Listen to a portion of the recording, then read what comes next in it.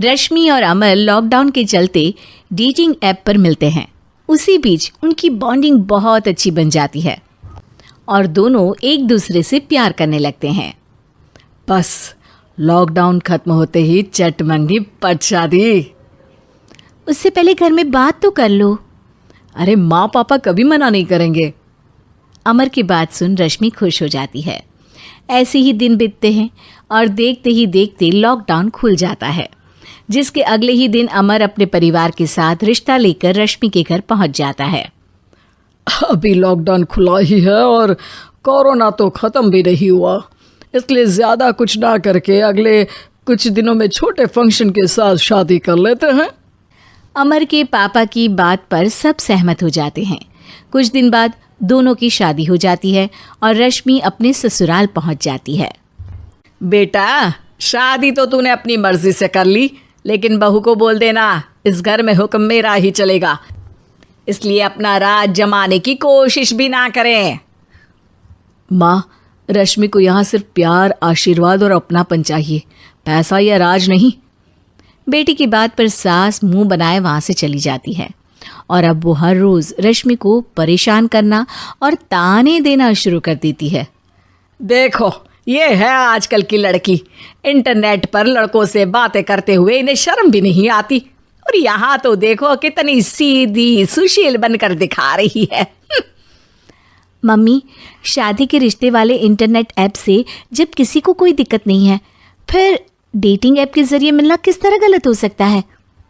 रश्मि के dating app वाली बात सुन उसकी हैरान सास तुरंत तुनक कर पूरे घर को सिर पर उठा लेती है, जिसकी आवाज़ सुन अमर और उसके पापा भी वहाँ आ जाते हैं। हाय मेरी माता, इतना बड़ा झूठ! डेटिंग ऐप को इंटरनेट के जरिए मिली है बोलकर इस कलमुही को मेरे सर ला बिठा दिया। अरे नास पिटी, तुझे जरा भी शर्म नहीं आई? वहाँ न जाने कितने लड़कों से गुलू गुलू करके तुझे मेरा ही लड़का मिला था फंसाने के लिए।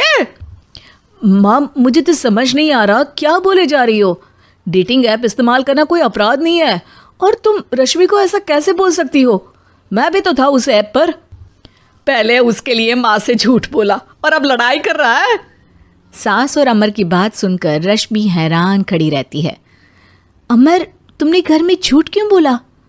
ये सब देख रही हो ना, इसी की वजह से झूठ बोलना पड़ा।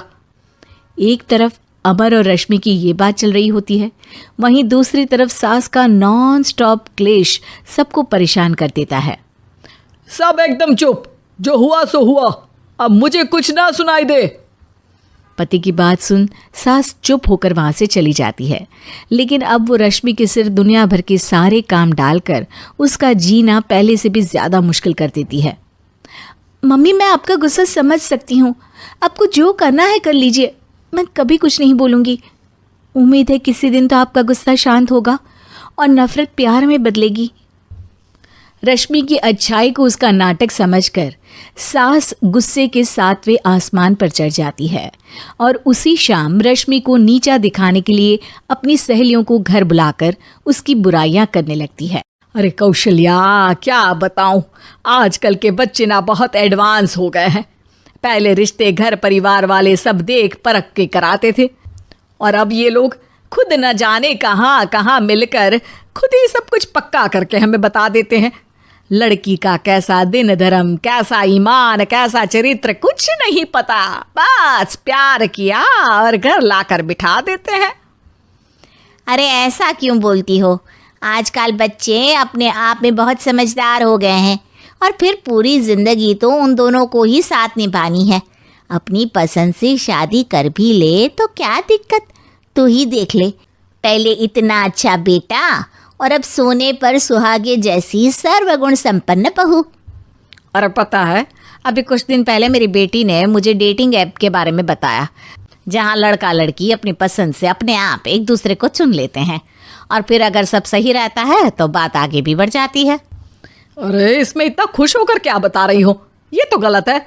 न जाने कौन क्या है, कितना झूठ कितना सच है। अरे पर सोचो, जब तुम किसी के बताए रिश्ते को देखने जाते हो तो क्या एक ही बार देखने से सच झूठ का पता लगा सकती हो? ज़रूरी नहीं कि बच्चों का लिया फैसला हमेशा गलत हो। अरे बहुत बार हमसे भी तो गलत फैसले होते हैं ना। अच्छे बुरे लोग तो हर जगह मिल सकते हैं, फिर इसमें सिर्फ बच्चे ही गलत कैसे? सहेलियों की बात सुन सास सोच में पड़ जाती है और इसी तरह कुछ दिन बीत जाते हैं जिसमें ना तो वो रश्मि को परेशान करती है और ना ही कोई ताना सुनाती है, जिसे देख रश्मि परेशान हो जाती है। मम्मी, आपकी तबीयत तो ठीक है ना? कुछ दिनों से देख रही हूँ आप मुझे कुछ बोलती ही नहीं। तो मेरा परेशान करना ज्यादा अच्छा लगता है क्या? नहीं, आपकी शांति उससे ज्यादा परेशान कर रही है। शांति इसलिए है क्योंकि मुझे एहसास हो गया है कि गलत तुम लोग नहीं, मेरी सोच है। प्यार तो एक सुंदर एहसास और शादी खूबसूरत साथ है। अगर ये साथ सच्चा है तो कहीं पर भी किसी भी तरह जुड़ा हो उससे कोई फर्क नहीं पड़ता। आप कौन है? इतनी अच्छी बातें मेरी पत्नी तो नहीं बोल सकती। क्या आप भी?